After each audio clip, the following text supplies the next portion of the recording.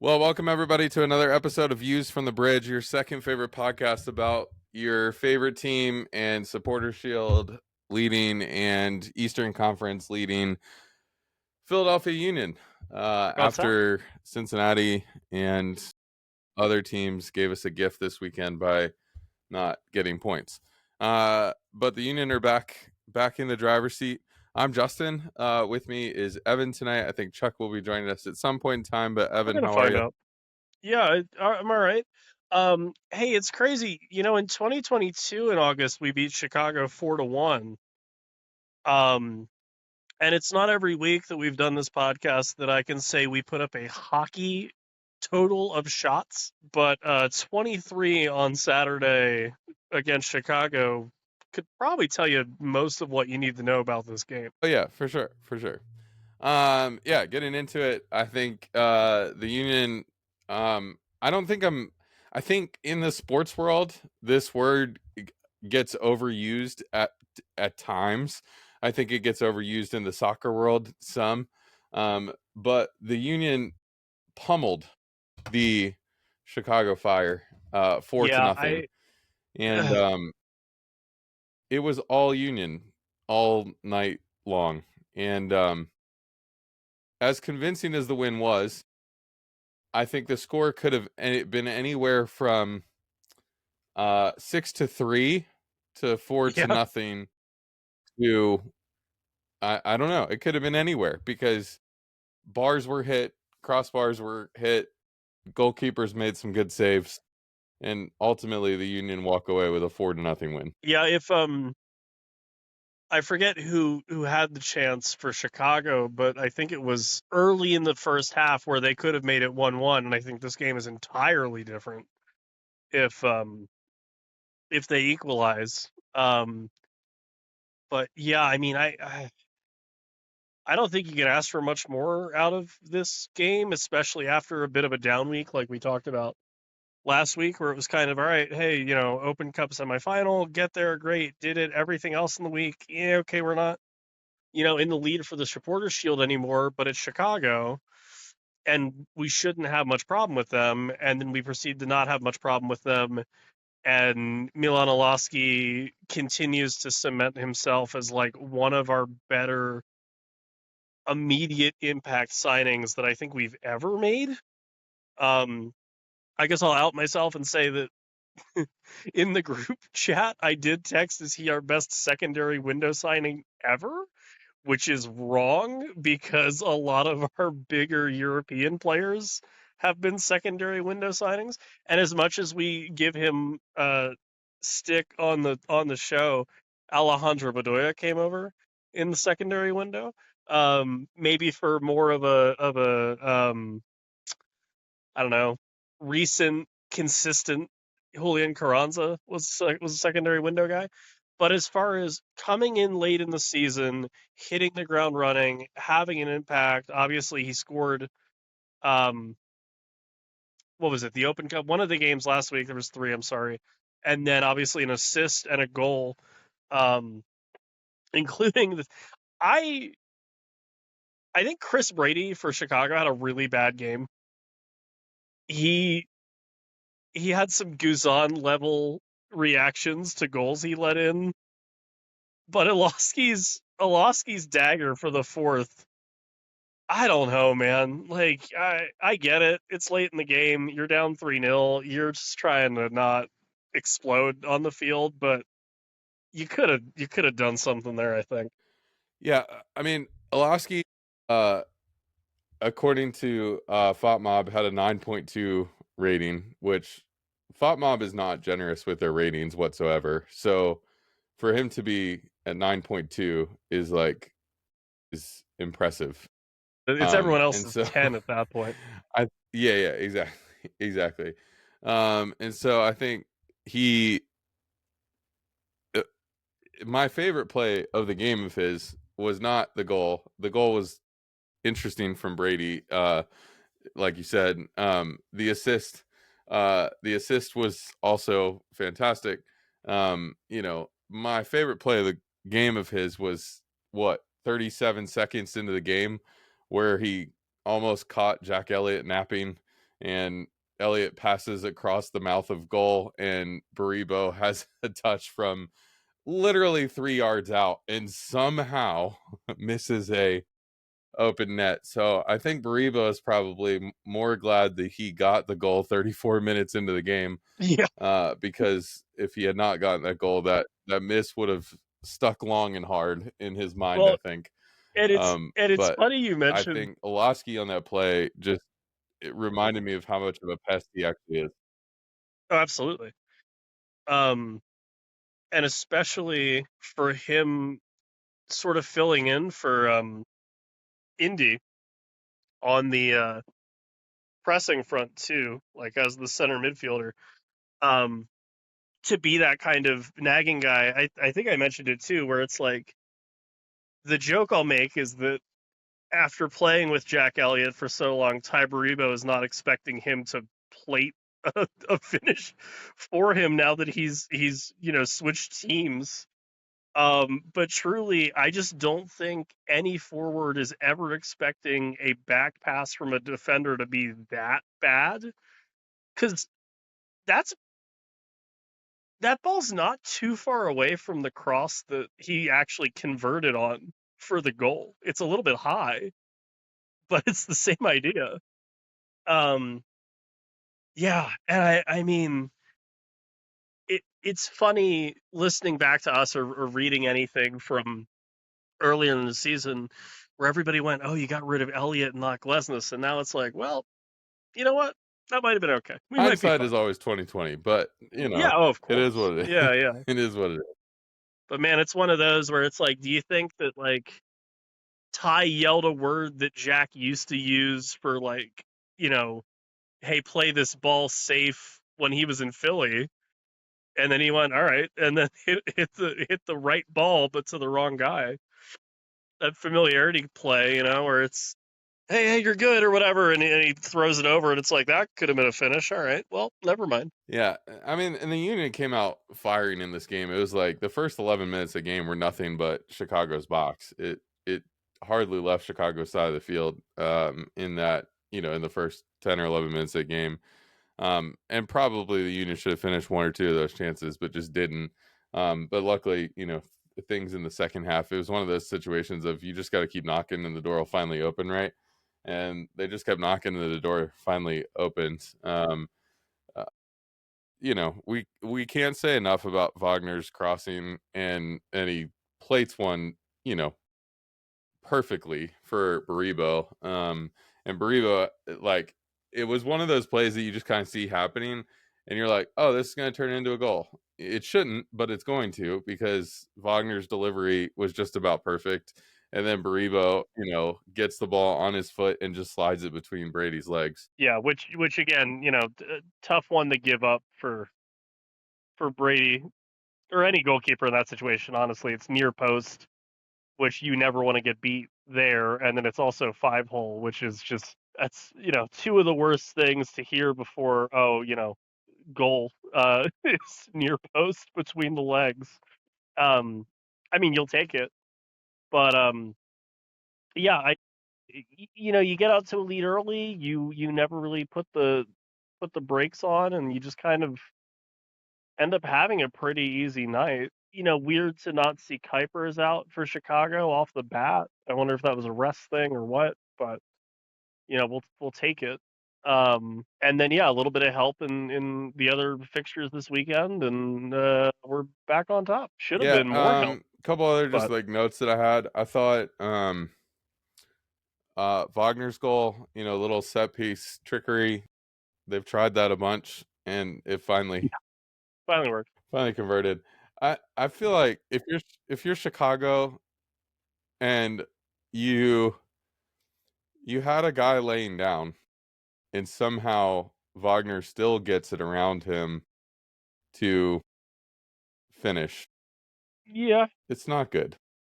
no, no. There was a really good video the Union social media team posted on at least Instagram. I don't know where else it landed. Uh, talking to Milan about that set piece, and I guess they just kind of came up with that. Uh, that wasn't, I guess, the initial plan. They wanted to go over the wall, but then I guess Kai sort of saw something and went, "Hey, if you can roll that out to me on the left, I can hit it." Uh, and so Iloski just kind of went, "Sure Yeah. thing," and nudged it, and that's all it took to give Kai the angle to put it in the back of the net. Um, which is clever, you know. It was, I think, was it Kevin De Bruyne the one year hit a free kick under the wall, and that's why everyone started putting. There was a couple of those, I think, in like 2018 or something, where everyone was like, "Oh, okay, now we have to put somebody underneath the wall." And it felt a little reminiscent of that, where it's like, well, okay, well, now do you have to cheat the guy laying down like another 6 inches to the left, or what do you do to stop that if it becomes consistently a Yeah, thing? But exactly. yeah, it's nice to see set pieces and stuff have some venom to them again. Exactly. I'm not, yeah, and I wasn't saying like that exact play had been drawn up for Sure, sure, that sure. No, I specific mean, but set you're piece, right. but He's totally the tried it Union like from weekly. yeah, from that angle, kind of that like center, some other teams, you look at, you look at you look at Nashville, and Mukhtar's going to Mm, take a shot from mm, that angle, you know what I mean? Or you look at Miami, and obviously Messi's going to take the shot from that angle, right. all that kind of stuff. There's teams that have the free kick takers who will take that almost every time. It seems like when the Union get a shot from straight out like that, or sort of straight out like that, they have several different, they have a couple guys who can hit a shot from there. Yep. But they've got a Yep. couple other things they'll try, and every once in a while, it's the Wagner underneath the wall, after a touch type thing. And it is interesting how sometimes it works, sometimes it doesn't. Sometimes that shot gets saved by the keeper. It kind of depends, but it's good that it went in this time. Jean Jean Jacques' goal Yeah. was a comedy of errors in some ways. It really Also, was. but you got to be on it. But what I thought from that goal was probably actually the play before the comedy of errors was, um I think Iloski got that ball just being a pest again, and then sort of drug a couple defenders and then rolled it out to Westfield, and Westfield put a ball in that like was so reminiscent of some of Wagner's crosses from the other side, that Baribo got his head on not quite right, went a wrong direction. The defender touches it, and it ends up at Jean Jacques' feet. But the initial delivery, I was like, ooh, if Westfield's gonna hit those type of balls on a regular basis, it's pretty dangerous. Like, it's pretty hard to stop the Union when you've got a crosser from both sides of the field like that. Yeah. Yeah. His spatial awareness and his reading of the game have always been really good. Um, I want to be a little selfish and give credit to Ryan Richter, who was also a fairly good crosser of said ball when he was a fullback in his playing days. But there's actually a fair few fullbacks in the coaching staff ranks that were good at moving the ball. And so I think that's been the natural progression of Frankie Westfield this year. And again, we've talked about it 20 times. Don't think anyone thought we were going to get this in 2025, but yeah, you're kind of spoiled for crosses if you have him, Win, and Kai, and then with whatever you have from Cabin, the ball that he tried to play for Iloski on the fourth goal after the dumb run he made, where he made a bunch of grown men look like idiots for chasing a child around. Which, please everyone bring back the tactical foul. But whatever. The ball that he tried to play to Iloski was super ambitious, and it didn't work really. I mean, it did, but the initial pass was not on. Uh, but yeah, if you have those four guys, and Bedoya playing safe, and Jean-Jacques and Lukic can move it. Like, it's weird to have a team that's not necessarily possession obsessed and have that many guys that can move the ball around. But that's where we're at, I guess. It's something. Yep. Yeah. No, it is great to have guys who can play the ball, move the ball, all that kind of stuff. I don't really have any other thoughts from this game. It was pretty obviously pretty dominating by the Union. Puts the Union back on top of the Supporter Shield and Eastern Conference races, and all of that. Before we talk about this weekend's game, just want to real quickly mention the Union did make a signing this week of or today of goalkeeper George Marks, who last team was Charlotte FC, reshoring up the goalkeeper position after uh, sending Semle to North Carolina or to Carolina, and then Andre Blake getting injured kind of in the same week, having to do Yeah. a one-time call up this weekend for the backup keeper role, and then so kind of needing a second keeper to have around. George Marks signs for the Union today. It's sort of worrying, actually. Yeah. Yeah. Your level of concern is going to vary based on how highly you rank Andrew Rick, I suppose. Um, which is to say, I think I'm pretty confident in saying he's been the best backup goalkeeper the Union have had by design since like McMath and Dre were both on the team. But like that was like we've never had a good second keeper on purpose. Like it feels like, which is horrible. I just don't want Dre to sort of keep getting injured, keep getting injured, keep getting injured, not be able to come back, and then not get the kind of flag plant at the top of Everest moment that he deserves. That it looks like we're on course for at least once this year. That's like my hang up with all of that. Like I think, the guy's injury history sort of speaks for itself, and it's not good to say that, but I mean, in an MLS season, you're going to have Andre Blake get banged up, and he will miss games. What I don't want to have happen is him not being able to contribute before it's too late for him to really lift the trophy or something.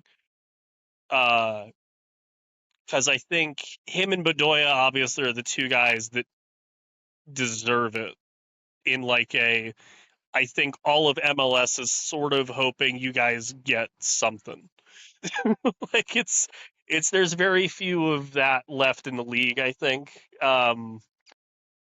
But yeah. So I don't know. Like I like Rick. He's good. He's obviously not the shot stopper that Andre Blake is. Nobody is really when he's on his game. But I'm not as worried as I would be if this was probably any other year we've been doing this, where it would be, Yeah, yeah, Oliver Semmel and two guys from USL League One are your goalkeeping by committee crew or what have you. Um, which I guess is a slight knock on George Marks, but he's a third goalkeeper for us, so it doesn't, he'll be fine. yeah. I just meant I, and maybe the team has already said something to the opposite of this, and I just missed it. But if they're signing a goalkeeper at this point, does that mean that Andre Blake's injury is going to take a few weeks to come back from? That they can't keep making emergency call ups of Well, Union 2 okay, keepers to so get through for I a don't couple think they weeks? said anything about how long Dre's injury was. I know in passing on the broadcast, or I think somewhere on Twitter, and I believe everything I read on there. Uh, but I think it was either like Obviously, Tansy everybody does. or Tannenwald. They said that the emergency backup they called up from Union 2, whose name I'm also just forgetting, was also injured. So like Okay. if Rick, it's not going to happen now because the game's over. But like if Rick went down against Chicago, it was going to be something. Dre's injury is it's It's probably gonna be something. it's like who wants to play in goal? So I think like it's probably worse than they thought. I don't think it's as bad as that initially might seem. I also just think they wanted to have a third guy with some MLS experience, um, and not that he has much. I think it's 5 games, and then he's got a couple for Crown Legacy this year, or he was on loan somewhere else in USL, but he's played professional minutes this year, just to be a third keeper to back up Rick, worst case scenario. Yeah, Pierce Holbrook was who got called up for Thank you. this past game. Yep. Um, but I think like yeah, it is interesting. It could mean nothing. It could mean a lot of things. And so just something to keep an eye on, I guess, as a Union fan. Other piece of small news. I don't know if it's small or not. Um, the other piece of news that came out this week was Pochettino has called up Nate Harriel for the Yep. September camp for the U.S. men's national team to play in the friendlies in a couple weeks here. So good on Nate. Jack McGlynn was also called up. I think that was about it. With Matt Freeze was also called up. So the Union Academy or former Union players are still showing up on those U.S. men's national team rosters, which is exciting. Yeah. Yeah. Um, I don't know. A weird camp. It's caps. That's been my through line the whole year with these call ups. So that'll still be my through line. Um, Yeah, Nate but Nate what's Harriel is still just such an interesting one to me because I think for the position that he's being called up for, he's not even the starter on his club team, and the starter on his club team is also American. So how does that work out? I there would be torches and pitchforks, I think, if Frankie got a call.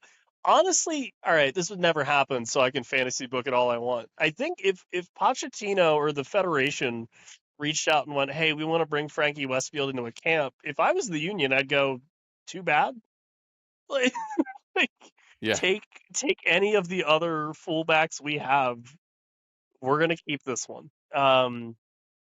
Yeah, and it's a shame for Nate because he like deputizes center back for us often enough that that almost feels like it's his position because we're kind of deep at fullback, not really. But he never really gets to play there because Kai. And then he gets called into the national team camps as a fullback, and it's like, well, you're not, the depth there is kind of thin too, and obviously, there's some injuries with the pool, but I don't think it really has been helping him to go necessarily. yeah, He's not yeah, he's not breaking the club team in a way that would suggest a call up. Like that's kind of supposed to be the yeah, thing is like Josh Sargent yeah, starts off 4 for 4 for club. There's for country. He won't do anything because they don't write him a check, so he doesn't care. But the logic's there. yes. For Nate, it's I like, okay, you wonder don't play for your club, but we need a body, so come here, hang out. on the flip side of that, in some ways, um I wonder if then that's a and I hate to refer to it this way, but soccer is also a business. I wonder if that's a piece that the union could move on in the off season to fill some potential other holes that they have. Like if you kind of assume I here's what I assume, I guess. You um if you think right back position, you assume Frankie Westfield starting next season. You assume here's maybe where you don't assume, but I also think that for whoever's going to back up Frankie Westfield, I think you can get something. I think you can bring in a player who can do that well, for not much. Hmm. Or like you said, you've been high on Nick Provano, so maybe that's your backup there. Assuming Kai doesn't leave, in the on again, off again relationship with Kai, but you assume Kai doesn't leave. And at that point, and I think anything you bring in, like if you bring in a veteran right back for for MLS level, all that kind of stuff, you're bringing in somebody probably just as good, if not slightly better than Bizo at this point. So is Harriel a piece that you move in the offseason going, well, we've got center back kind of Glesnes, Makanya, and then if Glavinovic comes back and is healthy and all that, like center back's Yeah, good. whatever You could happens bring in a there. fourth there, but like you're good there. Left back, Kai's going to play 90% of the games. If you find a decent, you're looking for a left and a right back backup at that point in time. And could you move Harriel for some money? Because he probably could start for a lot of teams in MLS. Yeah, So no, I mean could be interesting. it's a nice little shop window piece, right? Where it's, hey, look at the camps this guy's getting called into. Like that's attractive for St. Louis City SC, like for all these teams that are just sort of aimless, um, or what And a have team that you. plays a back three, Harriel can definitely play in a back three. Yeah, So I mean he's flexible. We'll see. Yeah, I think you're right. I think it depends who is where and why and how next season.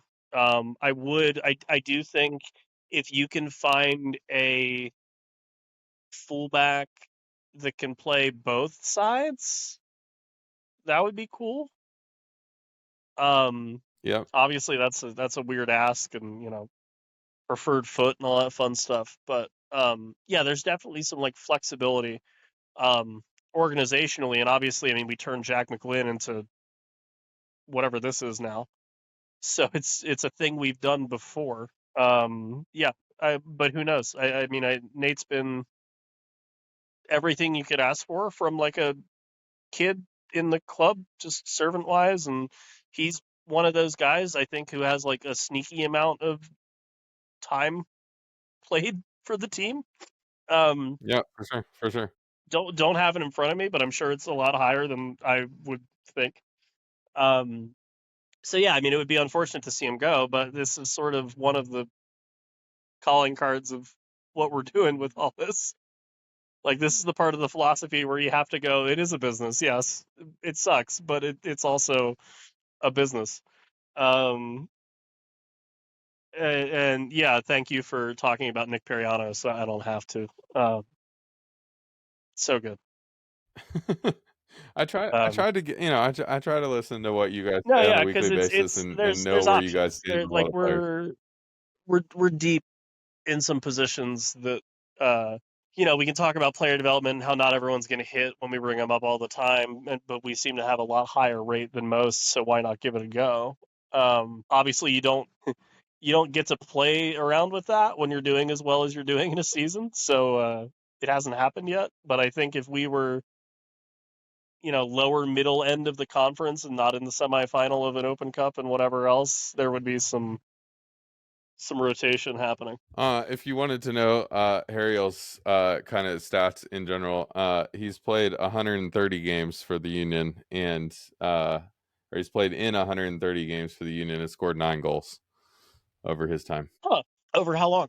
I don't have all I don't have minutes and all that kind of stuff. He No, it's started all good, but 130 is still. yeah, looks like he Huh, started all right. with the first team in 2021. So he's played for 4 or 5 For you. seasons. That's So Yeah, that's a good tour. yeah, for sure. No, absolutely. Uh so that brings us to this weekend. And uh I don't think I'm actually overstating this. I was trying to think if I was overstating this, and you may be able to correct me on Oh uh no. but this is probably the single most important regular season game the Union have played in several seasons. Well, certainly not last year.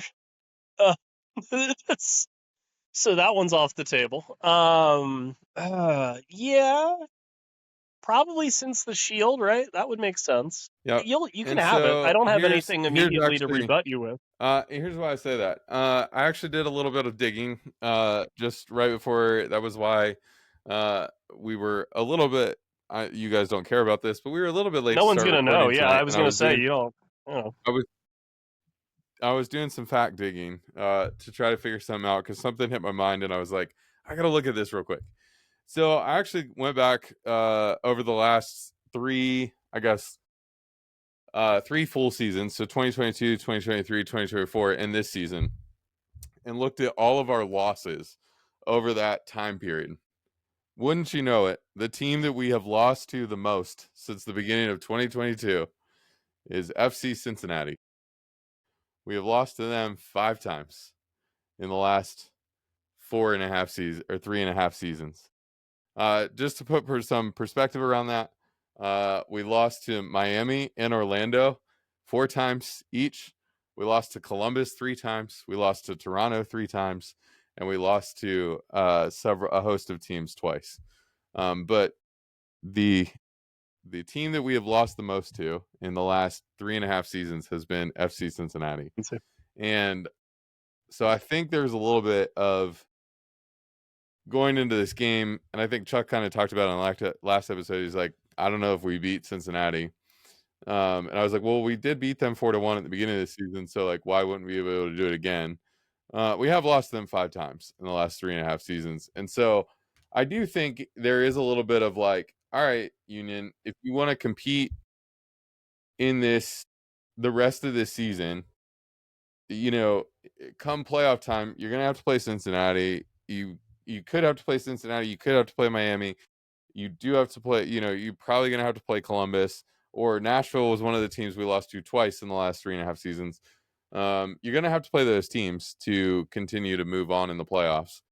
Hmm. And so this is a this feels like a chance to one cement yourself at the top of the Eastern Conference standing. And yes, there's 5 more games and all of that, but it kind of gets you, it gets you what 4 or 5 points ahead of Cincinnati with 5 to play, which is not an easy mountain to climb in any league. And so I do think it's a really important game, It is. and Yeah, it's a team you have not done well against in the last 3.5 seasons. correct. Um, yeah. Okay. So to your point, they've been a little bit of a hard out for us. I mean, and they're always tight games, right? Because you're basically looking at the sort of the cream of the crop, if you will, for the Eastern Conference the last couple of years on and off. What's funny is after the international break, you then get Vancouver, um, which is also an important game. This one, I think you're right. It's more important because, yeah, the playoff thing, but I think your first point was the most relevant. You get to drive if you come out of this game at least matching Cincinnati's result. You know, a draw here is not ideal, but it's not the end of the world because you still have a point up on Cincinnati.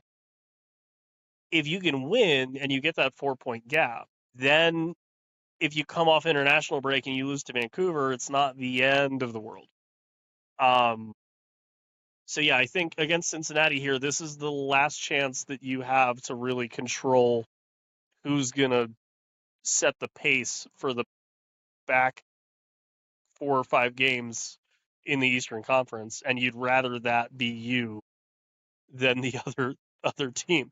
Um, and I think both teams know that, and so we're stuck with the Philadelphia Union playing another. It's an important regular season game. It's either going to be a 7 goal shootout or no one's going to get a shot off until the 70th minute. Um, and that'll deflect and go in, and that'll be it. So Yeah, and the other thing yeah. the other thing about that gap that you're talking about is the the Union are currently 2 points up on Cincinnati, so they're at 50. The Union are at 54, Cincinnati's at 52.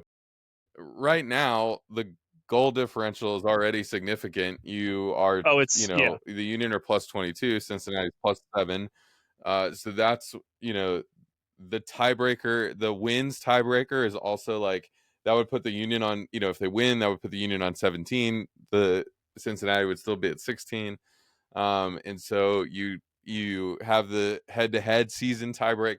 And so winning Mm-hmm. this game, you kind of put yourself further ahead in wins, in goal differential, in head-to-head, in points. So all the things that could come into play with a tight race, you kind of now take a gap on all that kind of stuff. And so I do think, for the Union, if you win this game, you are ahead. You are now ahead kind of in the standings. And then there's a chance that if Nashville wins this weekend, then they jump ahead of Cincinnati. And then Nashville plays Cincinnati next. And so Cincinnati has, Cincinnati plays where we have a tough 2 games with the international break in between of Cincinnati and then Vancouver. Cincinnati also has us and then Nashville. And so I do Right. think it's like a really important Well, and then we get game Nashville on for the the Wednesday. for the standings. Um, Tuesday. to really tie that together.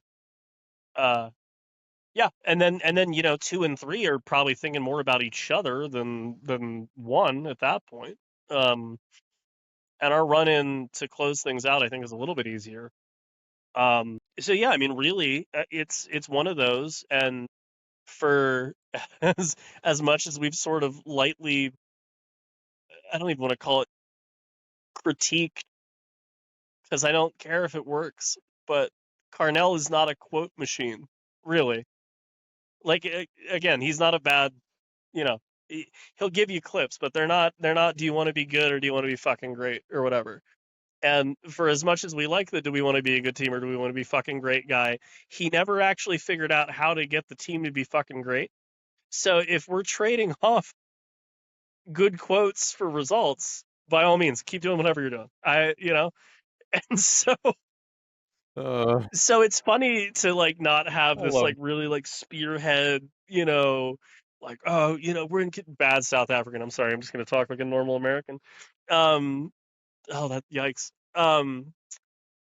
But to be like, hey guys, we have control over what the rest of our season looks like, and like that's not a cool video package quote when you're doing the flyby shot of the city hall in Philly or whatever, but like a parade looks really cool, so maybe get one of those. yeah.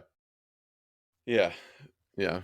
It'll certainly be interesting. I think the supporter shield race is interesting too. There's a lot of storylines still out there. Obviously, we're leading it. San Diego's a point back. Cincinnati's 2 points back. Nashville and Minnesota are 4 points back. Vancouver is 5 points back, but with a game in hand. And then I guess I have to mention Miami is 8 points back, but has 3 games in hand that they could play. So technically, we don't actually control our own destiny at this point, because Miami still could match our Yes, total if they win games. thank you But I do scheduling. think, thank you scheduling for that. Thank you A scheduling. theme that we've ran through the rest of the season. Yeah, that's our So it could be 2025 interesting to recap. see just scheduling. Thank you Scheduling scheduling. could be interesting. Yeah, exactly. Uh, so yeah, I don't know.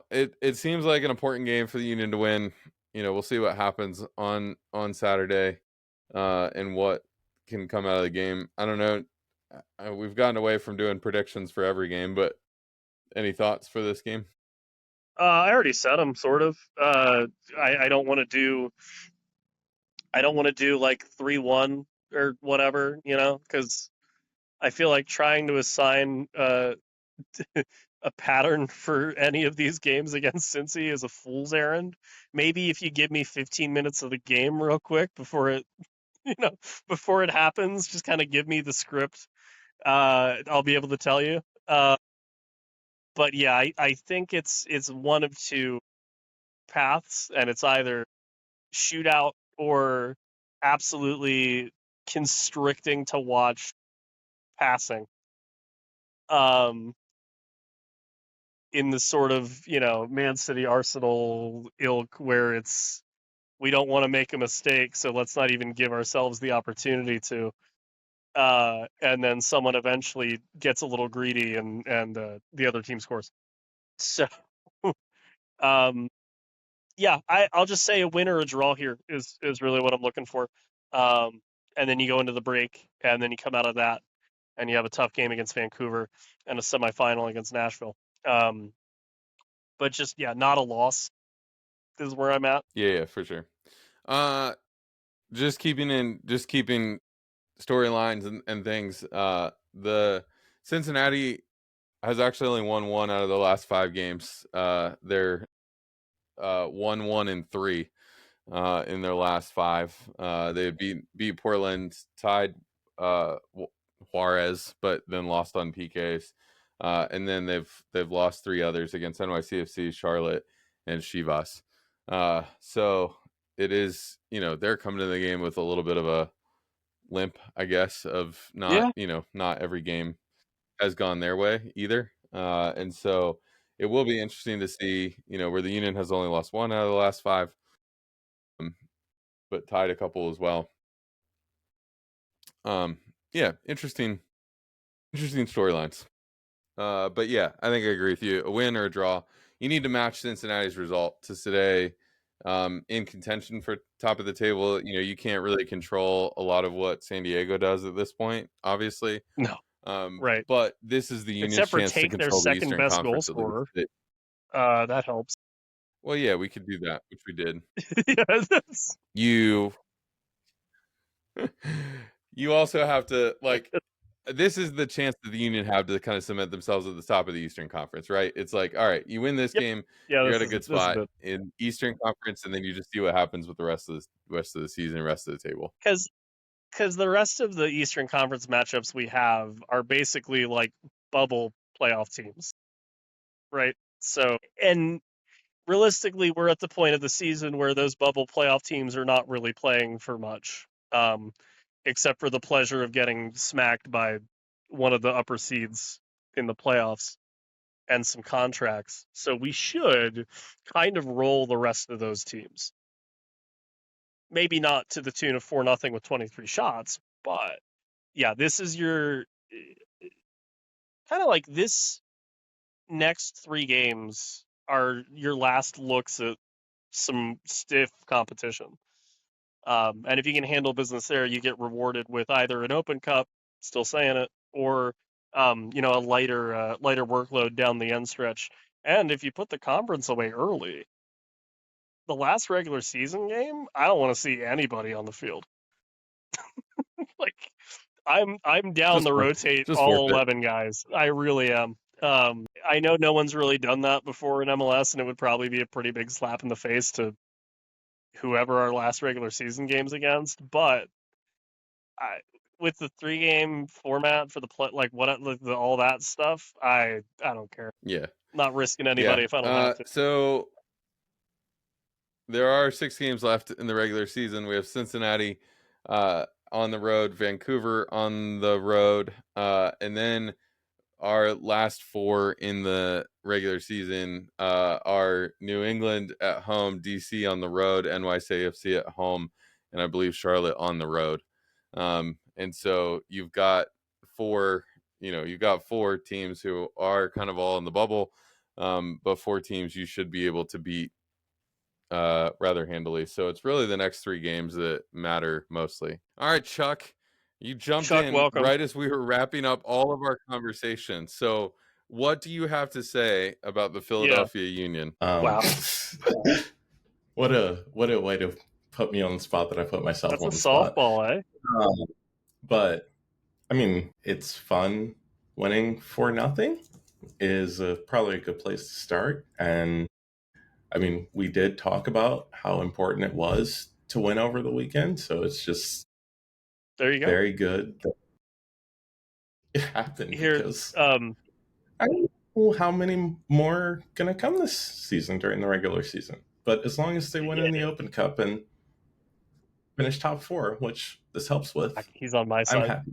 He's back on my I side. I did love it. not say that I did Y'all not thought I say was that crazy last week. Open Cup victory. I'm saying I need one to be happy. But try it, though. It feels good. It feels good to No, manifest because good things. I'm turning into Paul Catrino Jr. now. You are. You are. I mean, yeah, It's we. This is the terrible. I guess we closest do I've need ever been to him mentally. It's great. we we do need a lightning rod on the podcast. Happy to All right, help. Chuck. I'll give you some. I'll give you some quick hitter thoughts from our episode, and you can just react to them. And maybe I'll go back and cut it through, or maybe I'll just leave this at the end, and you can have final say No, on all just the leave it. stuff. No. You're not going to So cut that you through. mentioned it Stop was good lying. that we won 4-0. That was our kind of conclusion about that. Here's what I'd ask: what does the signing of George Marks say about Andre Blake's injury?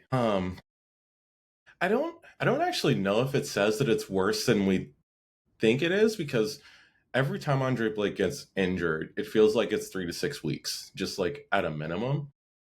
It just says that there's no goddamn goalkeepers left in this organization since you decided, like, oh, we're great. Let's send someone on loan.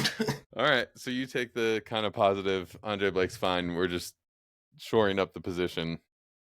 As type long as deal. it's fine for the Open Cup. Nate winning Harriel playoffs. getting called up to the U.S. men's national team. No. I don't know. Why is he in the roster? Like, why are they doing this? We saw Nate Harriel on the USMNT stage. He's clearly not ready. And all this is doing is hurting the union.